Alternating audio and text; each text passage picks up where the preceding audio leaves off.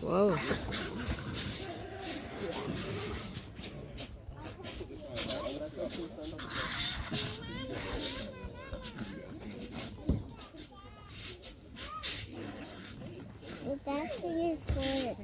Yes. Righty guys, so Tasmanian devils are the largest carnivorous marsupial in the world ever since the extinction of the Tassie tiger. They obviously enjoy their meat, that's why they're carnivores, and they are marsupials as well. So just like kangaroos, the females have little pouches on their stomach, that's where their babies will develop rather than inside the womb like humans. And they are mostly scavengers. They prefer to find their food like this already dead because they're not particularly good hunters. They are quite short and stocky little animals. They can't run particularly fast for long periods. They do overheat after only about a 100-metre sprint, so they're not really capable of chasing down a healthy big wallaby. And they're also solitary animals in the wild. They will come together to feed in groups like this. Pretty much every time they find food, more devils will join in, but otherwise they're on their own, so they're not going to coordinate like dogs to actually bring down food together. They'll eat whatever they can find, from dead wallabies like this, putty melons, wombats. We've even had whales wash up on the beach out here. Devils have found that and pretty happily eaten that. And they'll also go for small things like birds. They'll be opportunistic. If the food wasn't there, they might have a go.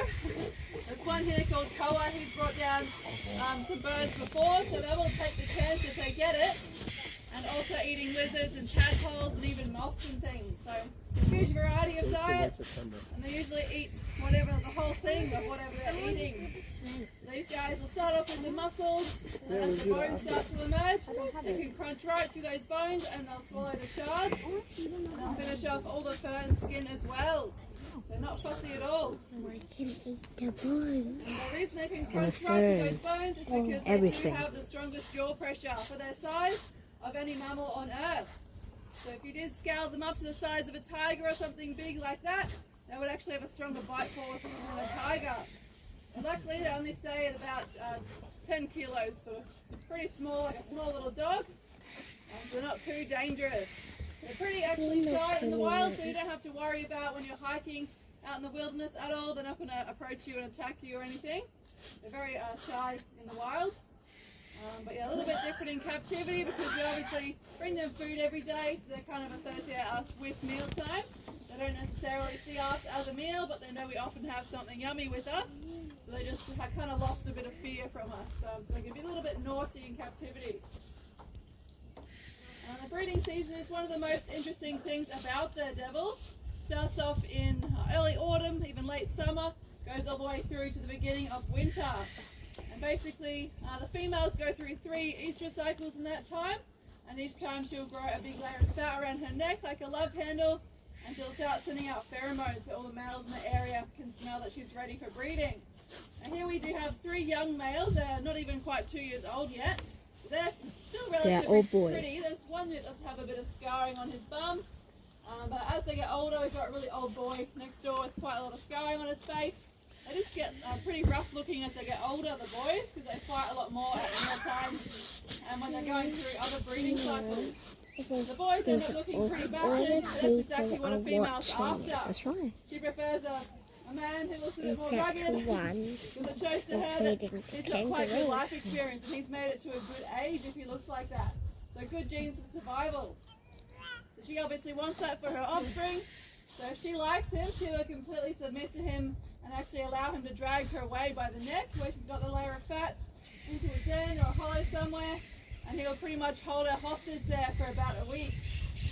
In that time, he blocks the entrance to stop her from leaving, and he's also stopping other males from getting in.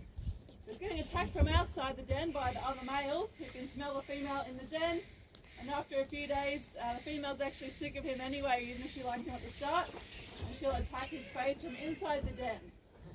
So he cops it from all angles, and he can only put up with it for so long. So usually after a week or so he runs off and is never seen again. He's not involved with the kids at all. So she is lucky though, being a marsupial. They've got a very short pregnancy. It's only 3 weeks long.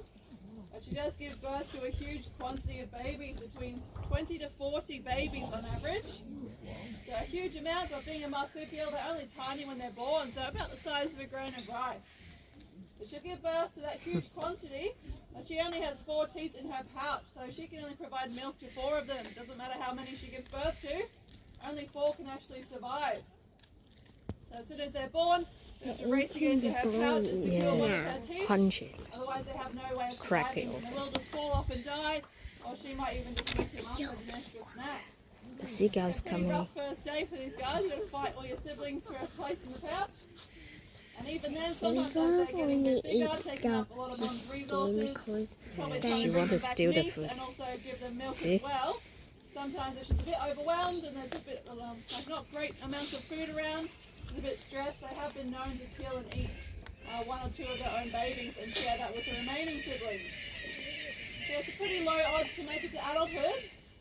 They're not really fully grown until 2 years old, and generally only 2 of those original 4 will make it to this age.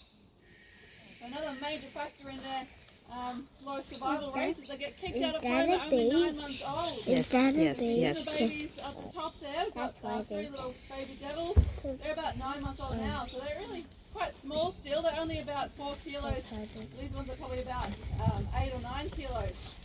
They're really half the size of the adults when they get kicked out on their own, have to survive in the wild, and don't really want to share meals with adults because they get pushed around being so tiny still. So the young ones, they'll try and avoid the adults entirely. They'll come out a bit earlier in the afternoon or the early evening and just try to beat the adults to whatever food's lying around for when they come out later at night. So unfortunately, the time of year all this happens, it is the summertime. So there's quite a lot of extra roadkill on the road with our extra cars being the peak tourist season. I'm sure you guys have seen lots of roadkill already. This is kind of the most abundant time of year for roadkill, and it just happens to be when our baby devils are heading out into the world as well. So those young devils are kind of the first ones that find that in the afternoon, and they will just sit in the middle of the road and get hit by cars as well. So it's always a good idea to help these guys out. They are endangered, so we can do what we can, and that's mainly to avoid driving at night time, so you're not hitting the animals like the wallabies that creates that food source for them on the road. And then if you do come across roadkill, it's still sitting right out there in the middle of the road. If you can, drag it off the side so they can eat their meal like this without getting hit by anything. Oh.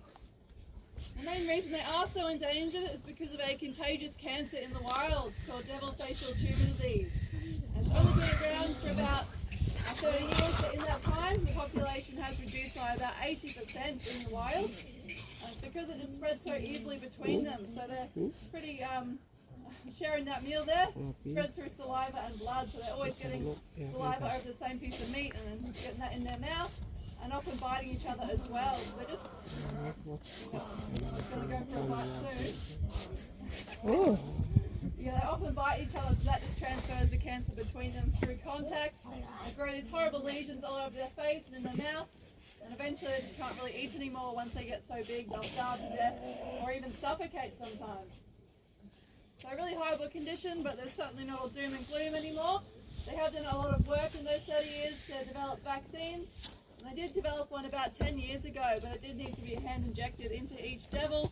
There's still about 10,000 in the wild, even though they are endangered, so it's not an easy job. They're not going to line up for it.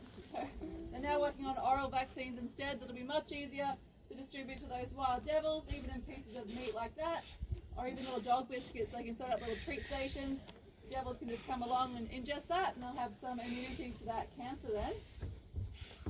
And the other major thing that's being done is having these healthy captive populations.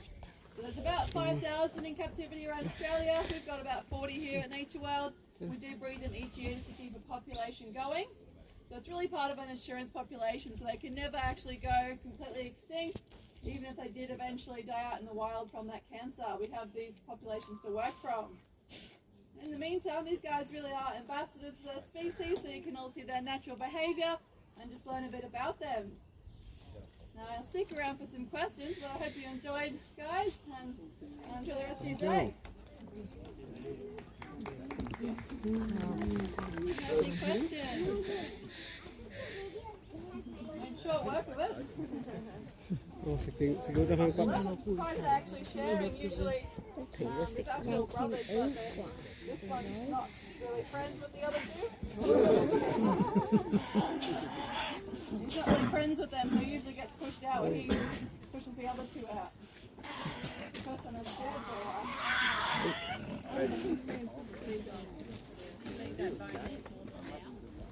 chew up most of that. Sometimes they leave the foot behind if they're pretty full on the meat, they might just leave it, but they get to the age where they're capable of chewing through the whole thing.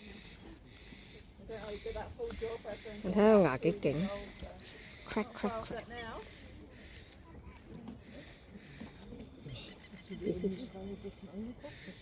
They're sniffing for food.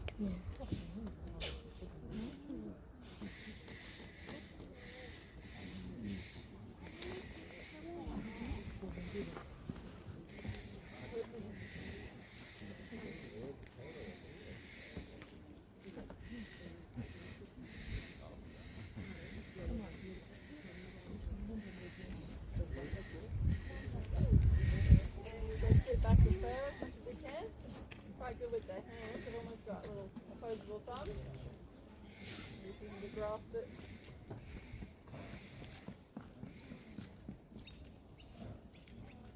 They're still really hungry, and it gets to this stage. It's usually when more fighting happens.